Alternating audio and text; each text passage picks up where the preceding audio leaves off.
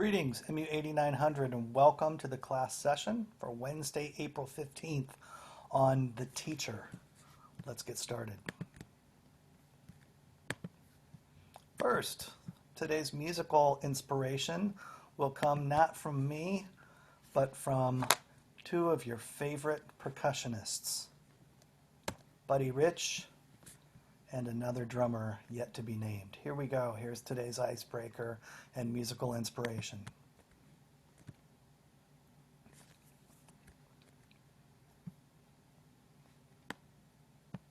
Say, Kermit, I understand for the show's finale you want me to do some kind of a drum battle. Oh, yeah, I just love drum battles. Okay, who do I battle? The other guy, you know, the one that loses. Animal. Animal, that's really his name. Easy, Animal. He looks like a sore loser. If this chain break, you'll be a sore winner. Listen, I'll just go introduce you. Floyd, get Animal ready. Animal, you ready? Kill! Kill! Kill! Kill! Yeah, he's ready. Drum battle! Drum battle! Okay, and now, ladies and gentlemen, the drum battle of the century. Yes, in one corner, our own ever-popular Animal. And in the other corner, the Muppet Show's own fearless guest star, ladies and gentlemen, Mr. Buddy Rich.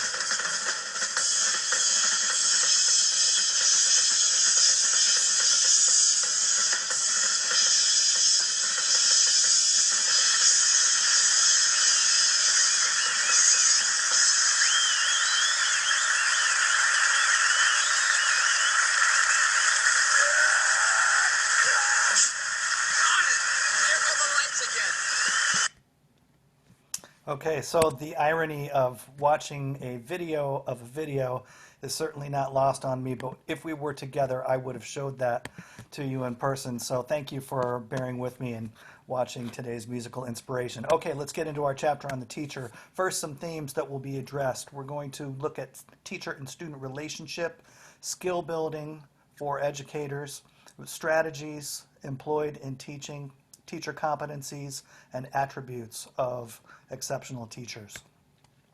First of all, the authors begin the chapter with a question about whether teaching is a fallback.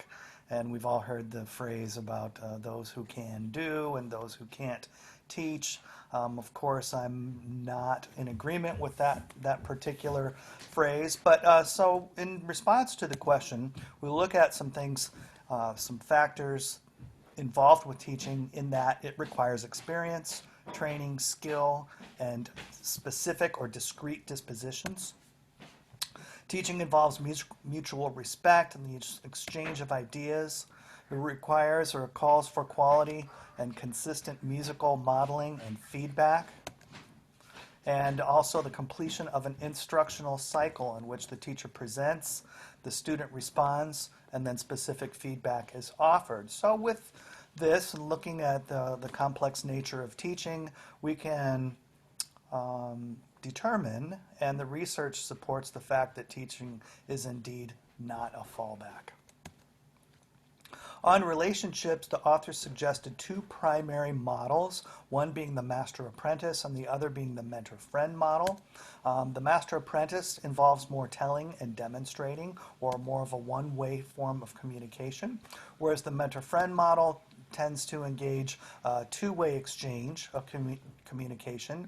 The teacher is going to act more as a guide by the side as opposed to being perhaps a sage on the stage.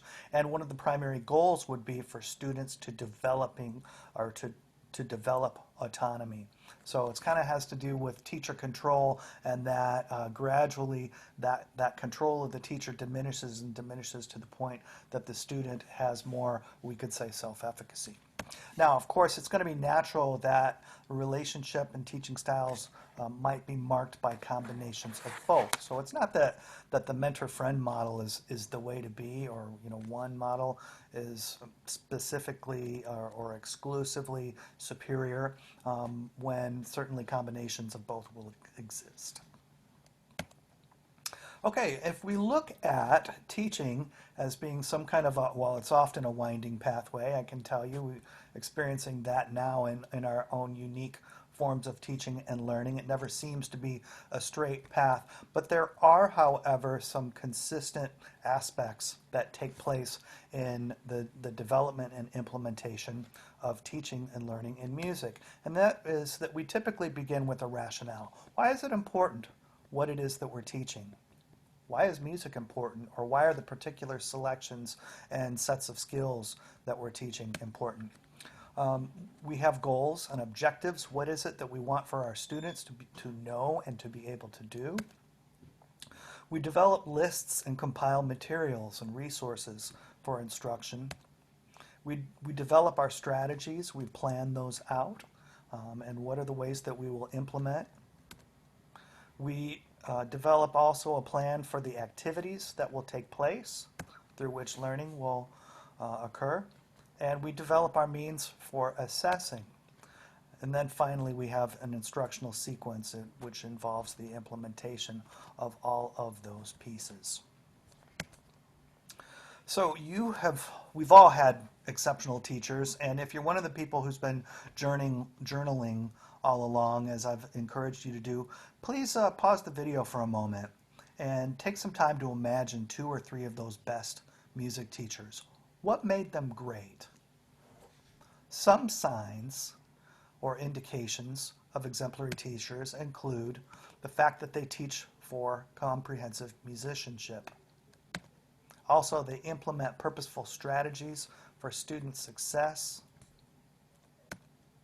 They provide not only feedback, but meaningful feedback that benefits the student.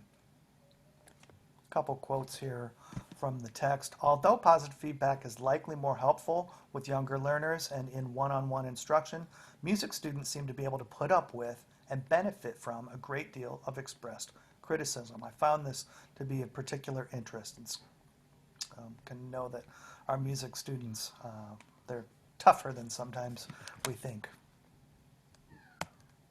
So some additional exemplary practices, including goal imaging. Goal imaging basically has to do with having an understanding of what the music should sound like. This is key for both teachers and students, but it would be a goal for us to have for our students.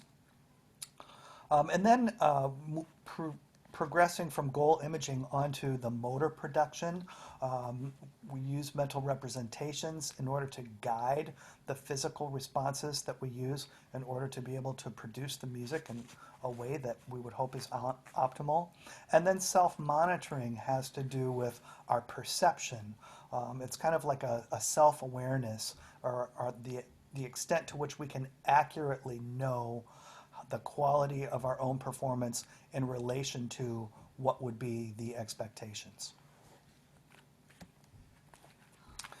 On page 192, if you look, there's a self-study about analyzing our own teaching practices, and it begins by asking you the question of what percentage of a lesson's time would you believe, or do you believe, should be devoted to, and then there's these 4 categories. Well, I'm going to ask that you respond to a Google form here, and that you do complete the percentages.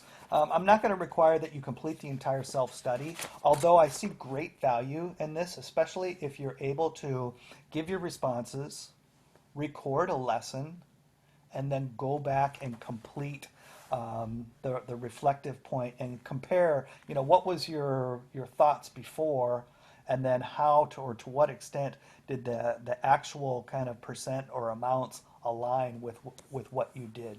But for this class, all I want you to do is go on and ask or answer these 4 questions, and I'll go ahead and walk you through the form real quickly. It's self-explanatory, but you're going to, yes, do give your name, and then you're going to give a numeric response in the first 4 items. What percentage of time should be devoted to student performing, to teacher modeling, etc. So those are the 4 questions. But then, because I wanted for the form to generate a pie graph that would be representative of how we felt as a class, I'm asking that you also respond to these Likert type items. So again, you're going to answer the same 4 questions, and your responses should align. They should be consistent, but I've given you ranges here, and again, those responses will generate some data points for us to be able to visualize. So please do that before Friday at 12 noon. I'll make sure to share the Google form with you, and if you need specific permissions, just email me, and I'll make sure that you get those. Another important quote: teaching is not telling, so it is an active process. There's more to it, certainly. And a question for just your own thought provocation: why should lesson procedures be flexible? I'm going to talk a little bit more about that in relation to particular teacher characteristics. Okay, some of the qualities of teachers as examined by the authors included teacher intensity, which largely had to do with communicative expression. Some teachers naturally have a different kind of nature of how they communicate. The active participation, and quality or exceptional teachers tend to optimize the amount of talking that they do. Exceptional teachers give concrete musical instructions and feedback, and they use metaphor but also with musical modeling. So we can give this flowery kinds of metaphors, but if we can't really model it for the students, it may not be quite as effective. Another question for you to consider in your journaling would be: how do you tend to initiate a new musical task for your students? Please take a few moments and reflect on that, and do some provide your own response. Okay, the teacher as an expert is conscientious about planning. Planning is something that is of utmost importance. They provide clear objectives. They devote more time to student involvement and less to personal presentation of information. They are efficient in their verbalization, and they provide quality modeling. By the way, all the images of teachers you see are recent University of Minnesota Duluth graduates. This is Josh Biles, one of the many Biles who have come through the UMD program, and he's recently getting his master's degree in tuba performance. Finally, the teacher expert precisely detects errors. So we all know about the importance of error detection in so many different teaching and learning settings. Oh, one more. Also anticipates student tendencies. And when we read the article for the other week on the nature of expertise, it was interesting to read about how those studio teachers were able to know their students quite well and anticipate what some of their musical tendencies would be. Okay, so some of my own research in musical teacher artistry had addressed a number of characteristics. Dr. Chen and I collaborated on this project, and we conducted an exhaustive examination of literature and came up with a list. We had a specific criteria for including each of these characteristics. I think there are 8 of them, from reflection and revision on down to novelty of lesson content. And what you see in this first table are means. The M category stands for mean, or the average of response. This was on a scale from 1 through 5, 5 being that the respondents strongly agreed that the characteristic was basically important. So you see that, by the way, the responses, I think we got more than 130 from music teacher education or music education faculty, basically, throughout the United States. They felt that reflection and revision was the strongest or the most important characteristic. And then the second most characteristic they felt was the connection of musical skills to teaching. And then you can see how closely some of these rated, but the novelty of lesson procedures and content tended to be a little bit more questionable for the participants. And the percentages, by the way, reflect those who either said this is, I agree with this, or I strongly agree that this is important. And then the standard deviation, or the SD, basically reflects the extent to which the responses deviated from the mean. Now, notably, that top characteristic shows 0.67. That's the lowest standard deviation. It means that there was more agreement among the participants. And then you see the higher numbers for those bottom, novelty. And again, it seemed to be that there was some ambiguity about what exactly that meant. Okay, so one final data point here. Again, using those characteristics, we wanted to ask a follow-up question. To what extent do you think these characteristics could be developed? 1, through teacher preparation courses. 2, through professional experience. 3, through professional development. And then finally, to what extent do you feel that they're intrinsic or natural? Well, maybe it's surprising or not to see that the lowest numbers tend to be in that rightmost category. They tended to believe that these were not so intrinsic or natural, more so that they could be developed in teacher prep courses through experience, professional development, etc. So you can take a look through some of the characteristics and see where are the highest numbers, where are the lowest numbers. For example, improvisation of flexibility was deemed to be one of the characteristics that would not be taught as much through teacher prep courses. And then sharing of enthusiasm and love for music, also not as much taught, but something that did tend to be more intrinsic or natural. Okay, so wrapping things up with a few announcements. Please, again, respond to the poll, the Google form, on analyzing our teaching before 12 noon on Friday. We have a video for next week's class. There's no reading, but please do watch the video, and you need to set aside, I think it's 50 to 55-minute video on musical minds. I assure that you will enjoy that video. And then your final project, again, the due date was extended to April 20th, 12 p.m. Presentations for Wednesday. There will be a form of peer review, and I'll be giving details on that in the very near future. The final exam is scheduled currently for Wednesday, May 6th from 12 to 2 p.m. I'll keep you posted on that. All right, ladies and gentlemen, have a good week. Be safe, be well, and I will be in touch. Bye-bye.